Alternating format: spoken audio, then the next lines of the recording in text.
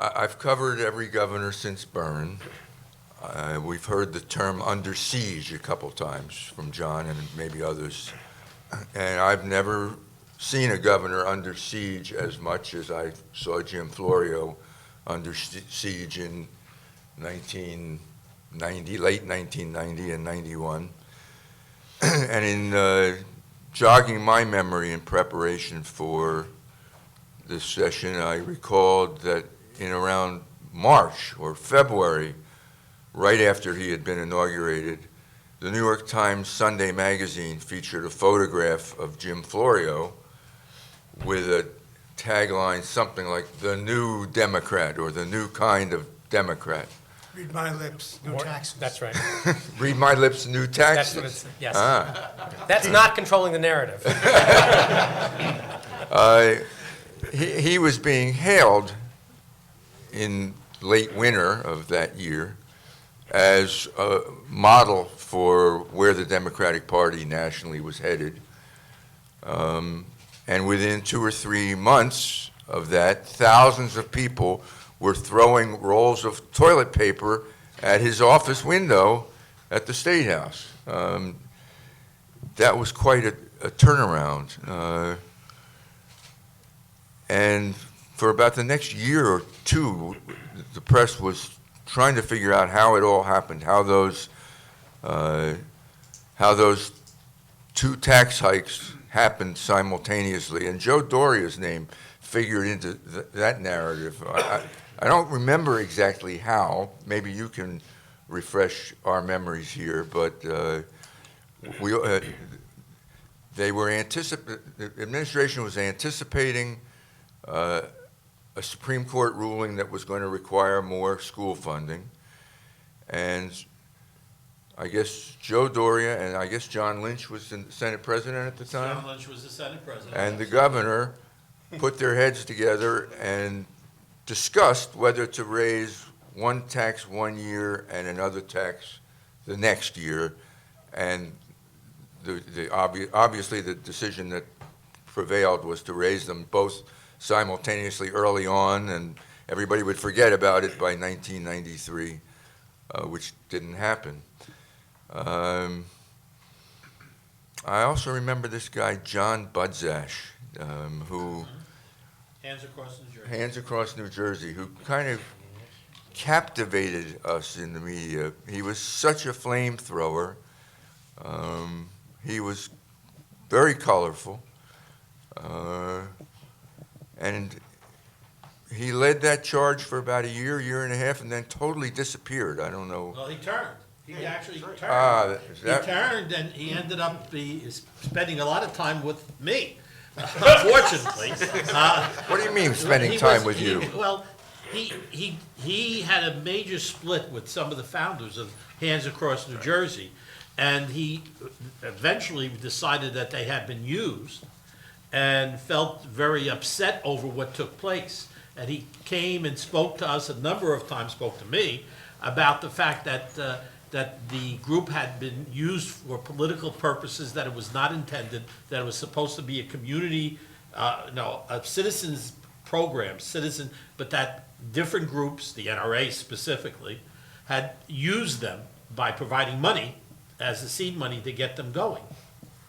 And that they became political rather than maintaining themselves just as a citizens organization. And they were used politically against the Democratic Party and against Jim Florio. So he turned totally by 1992, the end of 92, 93, he was on the opposite end and was fighting with the people that created the organization with him.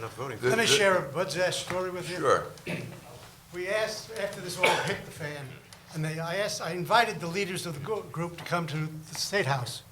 And about 4 or 5, led by Budzash, came there. And we had a conversation. Brenda brought out cookies, and it was a nice conversation. But I said to them, how many people in this audience, in this group, make more than $75,000? They all laughed. Nobody does. I said, well, you're not going to pay any income tax at all, increase at all. I said, how many people got a homestead rebate? They all raised their hand. How many people had your JUA assessments on your automobile insurance rebated to you the $300. They all raised their hand. I said, what the hell are you doing here? This was for you. And Bud Ash at that point said, well, I'm going to be a millionaire someday, and I don't like taxes. I just want to say two more things before I pass the microphone on. One was, I said that for the next year, the press tried to figure out how these two taxes happened simultaneously. The other focus of the press was this question of whether the tax hikes were properly sold to the public. It became conventional wisdom after the spring and after the budget was signed and the taxes hiked that the Florio administration had not properly sold the message behind, the rationale behind hiking both taxes. And I thought at the time, and I still think today, if John Shure couldn't sell them, I don't know who could have sold them. Well, it's not the easiest product in the world, but I think, well, and, you know, I think this was part of the discussion too. You can get into the theater of it. You can let crises emerge. You can lay people off. You can finally say, well, we tried everything. We have to raise taxes. And I think, you know, what others of you have said, I think part of it, though, was look at the Byrne and Kane models, which was kind of like the sooner you do it, the more time you have to recover from it. I don't mean to say people will forget about it, but people will see some benefits from it. The homestead rebate certainly worked in Brendan Byrne's favor. So I think that was part of it. But I remember it was kind of a fetish on the part of the press to sort of to analyze this, and that too was kind of, it was all the horse race, not like, well, let's see what kind of policies, how the state might benefit or not benefit from these policies. It's more like, well, how did he sell it? And I remember one time, you know, the governor signed the income tax increase in public. I think we did the sales tax increase with no fanfare, and people started to write, in the dead of night, he signed the sales tax increase, you know. And so then we said, let's have a public ceremony, and let's tell the story here that we are raising the income tax in order to, because this is what the Constitution says, reduce property taxes. So the governor smiled and said, this is to reduce property taxes. And then people said, not only did he sign the income tax bill, he smiled when he did it. You know, so sometimes it's a little hard to get out in front of that. On July 1st, 1990, I went to the State House. It was a Sunday, but I decided I wanted to go. I wanted to look out the window from the second floor and watch this rally. And I watched it and I said, this is not nice, you know. And I remember coming in Monday morning.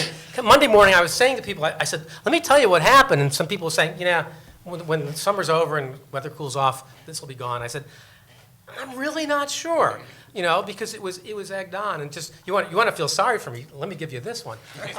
So I decided to go on with John and Ken one afternoon, right? I'm sitting at my desk in the State House, and I'm not bad at this, and I'm going tooth and nail. We're going real good, and I was really proud of myself. So I came home that evening. My wife was in tears, right? I said, didn't you hear me on the radio? Wasn't I great? And she said, did you hear what they said after you hung up when they called you a liar? You know, and so that was part of it. If you called into that station saying, I want to support Governor Florio's taxes, click, they hung up on you. You know, they had a marketing strategy and they were doing it. And what's interesting about that is just how much that has, I'm not saying that's what journalism has become, but that is now part of the media. And on the one hand, there's actually a piece of it that I like. You know, in the old days before objectivity was invented, which was really a marketing tactic as well on the part of mass newspapers, you knew this paper was a Democrat paper, this was a Republican paper, whatever, and you went with it. And to some extent, we're getting back to that. You watch Fox News if your viewpoint is this, you watch MSNBC if it's this. But in the earlier days of it, there was more of a pretense of, we're just telling it like it is. And so I think it altered the media landscape